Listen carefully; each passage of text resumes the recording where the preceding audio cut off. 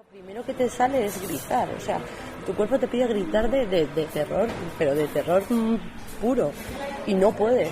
O sea, tú llenas los pulmones y no puedes gritar, entonces tienes la angustia de gritar, la angustia de querer moverte para dar la luz y no poder, pedir socorro, pedir ayuda, o sea, tú siempre gritas por dentro ayuda, pero desgarrador y no te sale ni un ah. Miedo no, yo lo que sentía era vergüenza, porque yo digo, ¿cómo voy a ir a un médico? Si es que mi madre, hasta mi madre le quitaba hierro a todo esto, ¿no? Me decía, eso será un sueño, yo no sabía ya cómo explicarlo. Lo que a ti te pasa, no, es muy difícil que, a no ser que a alguien le pase, que diga, hostia, a mí también. Es imposible que tú te sientas, o sea, que tú sientas que te creen. Al acostarnos, nuestro cerebro pasa de un estado de vigilia a otro de sueño. En este nuevo estado de sueño podemos diferenciar una serie de fases que se repiten siguiendo un mismo patrón durante toda la noche. Estas fases se dividen en fase de ondas lentas, o fase no REM, y fase REM o de movimientos oculares rápidos. La primera fase, la no REM, la forman 4 estadios. Según vamos desde el primer estadio al último, nuestro cuerpo se va aislando sensorialmente del entorno, hasta quedarse totalmente relajado e inmóvil. Poco a poco vamos perdiendo la noción del espacio y el control de nuestro cuerpo. A los 90 minutos de quedarnos dormidos, comienza la fase REM. Nuestro cuerpo ya está totalmente aislado, hemos perdido casi del todo el tono de nuestros músculos y los únicos estímulos que recibe nuestro cerebro son de carácter interno. La actividad cerebral no proviene ya de estímulos externos, recibidos a través de los sentidos, sino de ensoñaciones que se generan en nuestro interior. A lo largo de la noche, estas 2 fases del sueño se van alternando, hasta que llegamos a un estado de plena consciencia o vigilia. En este momento recuperamos el pleno control sobre nuestro organismo y las ensoñaciones dejan paso a estímulos externos. Sin embargo, hay algunas personas que sufren lo que se denomina parálisis del sueño, que consiste en un estado mixto entre la vigilia y el sueño.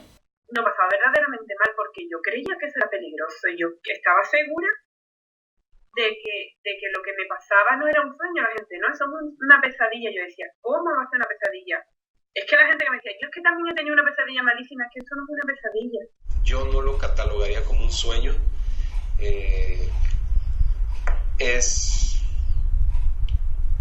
No sé qué es, más bien, pero sé que no es, y sé que no es un sueño. Yo estoy totalmente consciente de lo que pasa a mi alrededor. Totalmente consciente, vamos, es que hay veces que durmiendo la siesta he escuchado perfectamente la tele y después te he podido reproducir perfectamente el fragmento que he escuchado. Y hay veces también que he escuchado a una persona que ha venido a mi casa y ha preguntado algo concreto y después lo puedo reproducir. Hay veces que he visto cosas que están pasando a mi alrededor. La parálisis del sueño ha sido catalogada por algunos especialistas como una parasomnia. Las parasomnias son trastornos del sueño que implican despertares parciales durante el sueño, al acostarse entre la vigilia y el estado no REM, o al despertarse entre la vigilia y el estado REM. Me estaba quedando dormido y de repente empecé a sentir un zumbido bien fuerte en la parte como atrás de la cabeza, un zumbido bien raro de explicar, no un zumbido normal. Y poco a poco sentí que mi cuerpo se iba poniendo como pesado, se iba poniendo como, no tenso, pero como que lo fui sintiendo como un hormigueo por todas partes, como una corriente. Por la mente se me pasaba todo tipo de historias, de cuentos. Yo siempre hago como el contrario de lo que es, ¿no? El sonambulismo es que la mente está dormida, tú estás dormido y el cuerpo se activa, ¿no? Está totalmente despierto, camina, pero tú no eres consciente, y en la parálisis del sueño ocurre al contrario, que tu mente está totalmente despierta, tú eres consciente de tu entorno, de lo que te pasa, pero el cuerpo está paralizado, está dormido. En cambio, es lo que me sorprende, ¿no? De que dices parálisis del sueño y la gente se sorprende, no saber lo que es, en cambio dices sonambulismo y la gente lo toma como normal.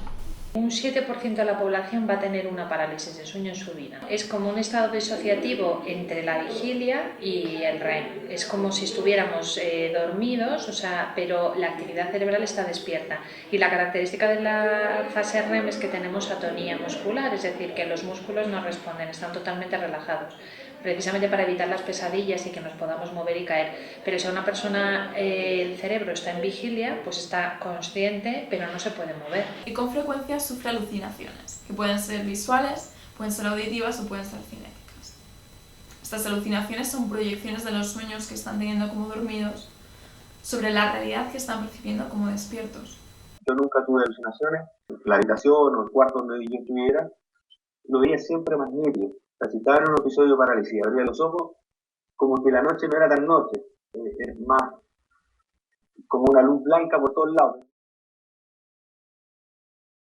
Siento que alguien está al lado mío, del cual me cogió un escalofrío y yo sin poder hacer nada. Ya cuando me despierto de mi cama, veo todo a mi alrededor, veo debajo de la cama si no hay nadie, salgo de mi cuarto enseguida, porque sí es una sensación un poquito angustiosa. Cuando ocurre un suceso que nos produce una experiencia sensorial con un impacto visual tan grande como de miedo, de tragedia, de drama, se activa la amígdala que controla el miedo en nuestro cerebro y esto permite que se grabe la experiencia en nuestra memoria episódica. Por eso lo memorizamos más fácilmente debido a la emoción del momento. Yo no abro los ojos porque me da mucho miedo, pero sí que escucho voces que me hablan y noto como que alguien me tocara. Me ponen las manos debajo de las axilas, sabes que lo paso muy mal porque tienes la sensación de cosquillas y no puedes moverte. Y como que me echan aliento en el cuello. He visto seres que están ahí y la verdad no son nada agradables de ver. He visto luces, ha habido diferentes situaciones, pero yo trato ahora de cerrar mis ojos para no tener que mirar esas cosas. Según una encuesta de elaboración propia, aproximadamente un 40% de los pacientes tendría algún método para evitar la parálisis. Algunos de los métodos más utilizados son mantener un horario fijo para irse a dormir, evitar sucesos que le generen estrés o ansiedad en las horas previas, o bien acostarse en una postura en la que no tengan parálisis o no les suele dar. También hay métodos para salir de este estado. Mover los dedos de los pies o de las manos, las extremidades, relajarse o controlar la respiración son algunas de las más mencionadas. Sabiendo cómo comportarme y cómo no dominarla, porque no se llega a dominarla, pero bueno, dominar el pánico. Mover los dedos de los pies poco a poco es como un balanceo, y los dedos de las manos, y hay veces que sí, que salgo de la parálisis. Uno empieza a mover la pieza más chiquitita del cuerpo, y cuando se produce el movimiento ya listo, la parálisis se va instantáneamente, en fracción de segundo desaparece. Tengo dos funciones que puedo mover, que puedo controlar 100%, y esos son mis ojos, mis párpados y mi respiración. Que reces, dejar la mente en blanco y demás, y empiezas a sentir presencias que están cerca de ti, o joder, que a veces lo sientes encima de ti, de verdad, alguien que te está aplastando y tú no te puedes mover. Cuando te pasa eso, dices, a tomar por culo, la de rezar y a tomar por culo todo, yo me quiero despertar de esto. Yo me dormía con la luz dada, mi padre tenía que venir a apagármela, y si me levantaba al baño tenía que dar todas las luces de la casa, porque era pánico, porque sobre todo siendo un niño no entiendes nada, pero de adulta me pasa, o sea, si tengo una noche en la que me sucede, tengo que dormir con la luz dada. Antes lo que intentaba era luchar, pero eso es una bobada, porque tú cuando tienes la parálisis, tú crees que te estás moviendo. O sea, o que estás hablando, o que estás chillando. Yo ahora sé que eso no pasa. Ya te das cuenta de que es imposible y lo único que haces es acabar agotada. Pues lo que haces es relajarte y como sabes que hasta que no te pase no va a parar, pues yo lo que hago es que ya cuando sé que me va a pasar, me relajo y dejo que pase. Una vez que me ocurre, me despierto y prefiero no dormir un buen rato. Entonces eso me afecta en mi rendimiento durante el día, ¿no? Porque estoy cansado. Si tú respiras fuerte o incluso te relajas, puedes conseguir también salir de ese estado. Es estrés, si es ansiedad, si es situaciones conflictivas que puede tener una persona en un momento dado de su vida, lógicamente el arreglarlas, el solucionarlas, va a hacer que realmente esa parálisis del sueño no se produzca. Trasformo la paralisi del sonno in sogno lucido. Sueño lúcido. O se despierta o él transforma esas parálisis en un sueño lúcido. Praticamente si presenta una criatura demoníaca davanti a me. Pasó en una noche que él se encontraba como paralizado, no se podía mover y de la nada apareció una criatura rara. Demone, débil. Algo malo, no sé cómo explicarlo. Era molto grande. Como un monstruo muy grande che para dar miedo. E io, essendo consapevole di quello che stava succedendo, che era un sogno lucido, non ero preso dal panico, anzi. Igual él tenía conciencia de lo que estaba pasando, sabía que no era real. E addirittura in quell'occasione sono riuscito a trasformare la situazione. Diventa io più grande di lui e lo mandai via, lo distrussi e io poi tornai a dormire. Pudo transformarse en algo más grande de ese monstruo y... No, andai a dormire, il sogno divenne lucido da quel punto in poi. Y hace ese momento él se transformó, la parálisis se transformó en un sueño lúcido. Yo tranquilo, la respiración la voy a controlar y de repente estaba soñando. Y en el sueño sabía que estaba soñando. Entonces hacía tonteras como querer volar, querer hacer cosas que en la realidad no se puede hacer. Entonces inducir algún tipo de sueño lúcido. Un sueño lúcido es aquel sueño en el que nosotros podemos dominar y dirigir el sueño, ¿no? O sea, es un sueño donde nosotros tenemos la capacidad de ver perfectamente que estamos soñando y poder dirigirlo y analizarlo, por así decir, ser el propio guionista de ese sueño. Cuando tienes parálisis del sueño, lo mejor es salir de ahí, o sea, es salirte de ese estado, estar despierto durante un tiempo para después volver a reemprender e intentar mantenerte un tiempo despierto para que no encadenes o tengas después más parálisis del sueño. La parálisis del sueño es un trastorno que se vive solo. El 75% de los encuestados dicen no haber consultado nunca con un especialista y un 23% teme contarlo a otras personas. Escuché como 2 tiros y duré no sé cuánto tiempo paralizada intentando moverme hasta que logré moverme. Cuando me logré mover me paré. ¿Mamá? Y tenía miedo de abrir la puerta y encontrarla muerta, ¿me entendés? Porque pensé que realmente fue muy real lo que escuché. Pensaba realmente que si se lo contaba a alguien iba a parecer que estaba loca. Porque la gente muchas veces cuando tú lo cuentas te mira como diciendo, ¿qué me está contando esta chica?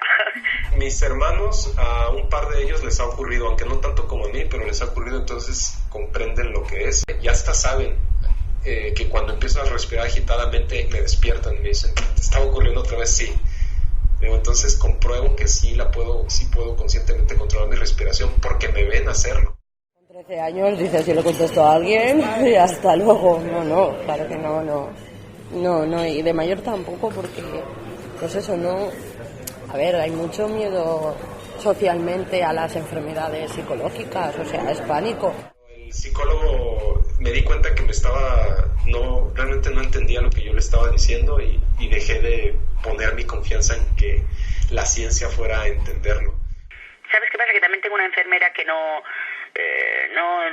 es de mi agrado, por decirlo de alguna manera. Entonces, no sé si llegado a un punto yo se lo iba a contar y ella iba a prestarme la ayuda que necesitara. Decidí irme al hospital de urgencias y tuve la suerte de que pues había un neurólogo que estaba de guardia. Y bueno, lo más importante que me dijo es que sea lo que fuere, que no tuviese miedo, ¿vale? Que intentara estar tranquila, que eso era una cosa que yo nunca me iba a poder hacer daño, que evidentemente nunca me iba a quedar así. Cuando me da esto, sí me he enfocado bastante porque me despierto, no quiero saber nada de nadie, me dicen algo, y yo exploto con cualquiera. Soy un poquito agresivo cuando me produce esto, todos los aspectos. Estoy en tratamiento, incluso estuve internado en una clínica.